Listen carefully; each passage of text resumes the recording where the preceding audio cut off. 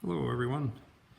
It is June 26, 2024, coming at you from Maple Ridge, home of the Superturbo701. It's a CH-701 STOL aircraft. It's going to be powered by a 140 horse turbocharged Viking engine, right there. What I've been doing out in the shop today is working on the left wing skeleton, and I've already gone ahead this morning and I put all the nose ribs on. The handy thing about the 701 kit, or at least this 701 kit, and the wing spar comes pre-drilled, all with the holes already in place for each of the nose ribs and the rear ribs. So that takes the guesswork out of that. I did go through and measure them all, and they are on with the measurements per the plans. And I started at the root where the wing hooks to the aircraft, and I did my number one nose rib. I just put this one on briefly just to show how that goes on there. It's been pretty straightforward. I do have my homebuildhelp.com videos on the TV that I refer to, along with my plans from Zenith for the 701. And the home build videos are very helpful because you actually can see what you're working on. Now, this kit that I have is one of the last kits that you have to drill and cut everything yourself. The new kit, I believe, I don't think the whole thing is match drilled yet. I don't know if the wings are, but the fuselage is, and mine wasn't. I could have waited, and I had already waited a year. I didn't feel like waiting any longer, so I purchased the kit where I had to do a lot of the work myself as far as drilling and doing all the cutting and everything on the fuselage, even though most of those skins were also CNC'd with holes drilled in them already. None of the surface controls were. I had to measure, cut, and configure all of those according to the plans, along with all the surface controls up there. I've got the leading edge slats, and the flaperons are up on the rack. Anyways, one little dilemma that I ran into, and I remember after I got going, I also ran into it with the right wing. If you notice on this rib, the nose rib, if you look, and this is for anybody else that's doing it, there is a rivet up in the top of the heavy spar, the heavy angle. So it's got 1, 2, 3, 4, 5, 6, 7. And I've pre-drilled them all out. Everything is drilled from the back side of the spar because all of these holes are already drilled in the back side of the spar. So I put the rib on with a center line on the angle on the rib, and then I use my square, and I use a piece of extrusion underneath here and clamp it to the spar so my elevation is perfect. And then I use a square to come down the back side of this and make sure it's exactly square and on the center line, and then I drill the holes. That's pretty cut and dried, straightforward. Once you do all the nose ribs, then you have to take all the nose ribs off, and then you have to go through and put the rear ribs on, the longer ribs for the main part of the wing. And I have one on here so that I can show. What I run into is this. These ribs are cut out, already angled to be able to fit behind these. I have heavy extrusions. They don't go up into that rib, or they don't go into the top of that extrusion for a rivet. They're just right against the aluminum part of the spar. And it's supposed to have 1, 2, 3, 4, 5 rivets. But what I've found on every single one of them is if you look right here, if you look, that angle just comes down halfway across the hole that's pre-drilled in the spar itself. So a rivet's going to do me no good there. It's a pitch 34 in between these, and they're all pitch 34. I went through and measured them. Well, I remember calling out to Zenith. I can't remember if I talked to just Caitlin or Roger or Sebastian, but I had it in my log on how to remedy this. So the front nose rib will have all 6 rivets. The rear rib is only going to have, or actually all 5 rivets. 1, 2, 3, 4, 5, plus the ones on the top and the bottom. Well, the rear rib is only going to have 1, 2, 3, 4. So what they told me to do out there to remedy this, and you can see where I've gone through, and I'm going to have to go through again. What I did is I split the difference between this rib, or this rivet hole, and this rivet hole, and I put a line at 17. So I won't be catching this rivet hole with the back rib, because it's just not in the cards. It's not going to do it. So it'll be caught by this one, 1, 2, 3, 4, and then 17 millimeters down, 5. The front rib will be caught by 1, 2, 3, 4, 5, 6, 7, 8.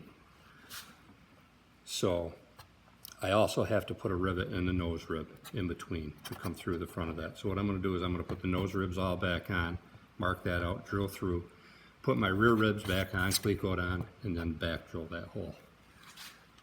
Excuse me. So that'll remedy that problem. Just because you can see it right here, I'm going to zoom up on this. That's where that is supposed to be. And see how that cut? Now remember, these are all,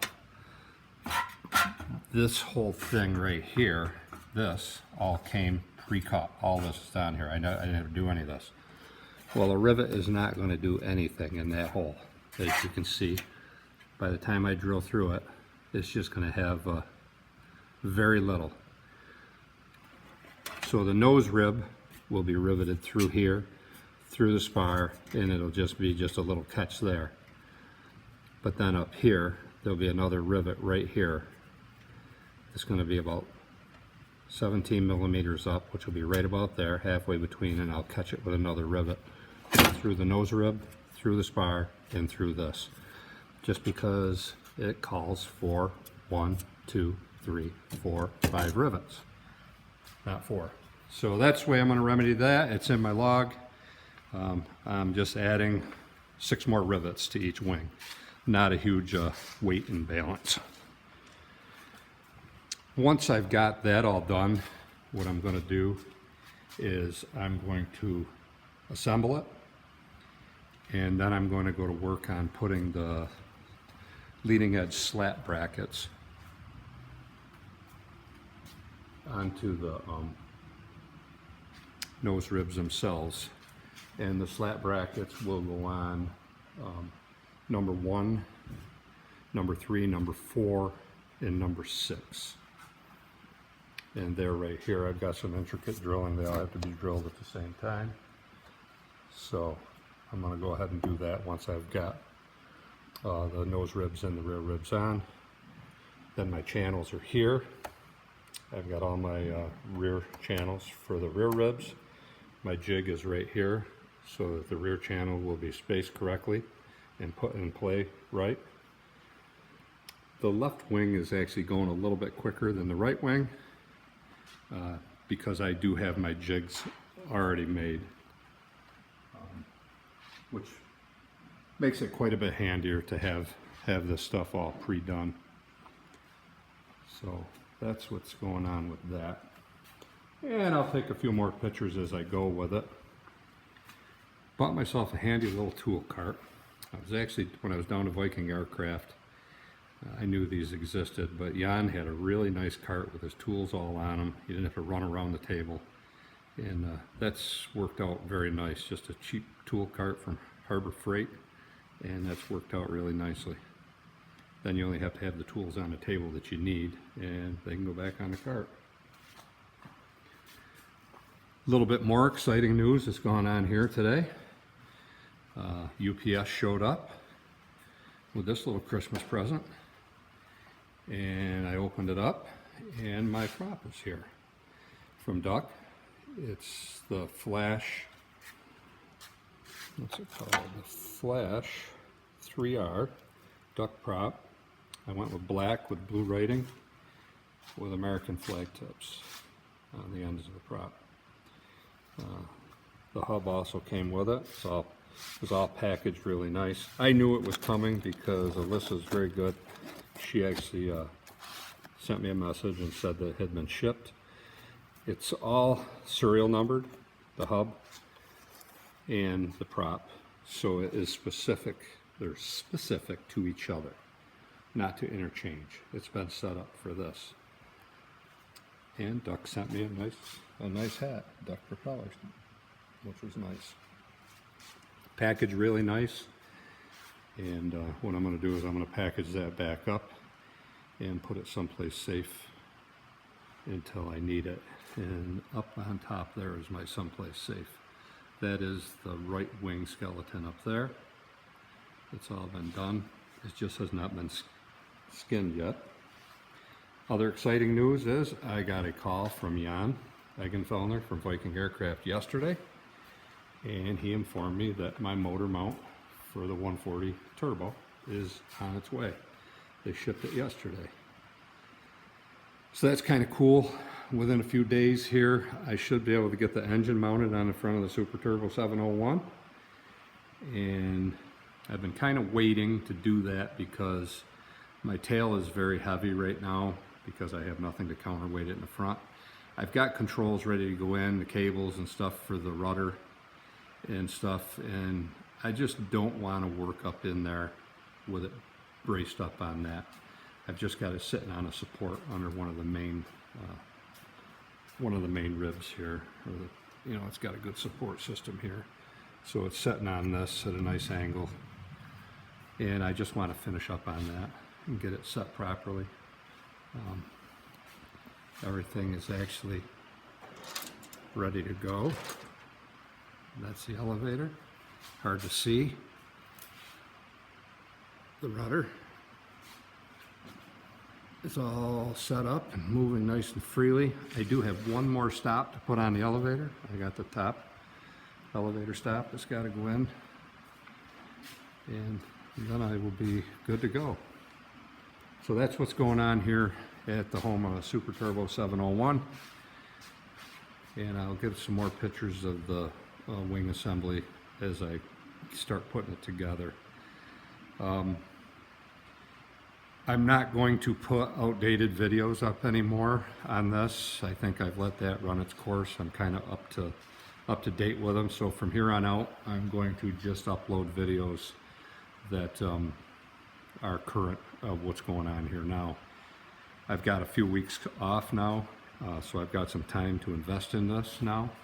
With nothing else to do, I'm just going to be out here in the shop hopefully for the next 3 or 4 weeks. And I should be able to get a lot of this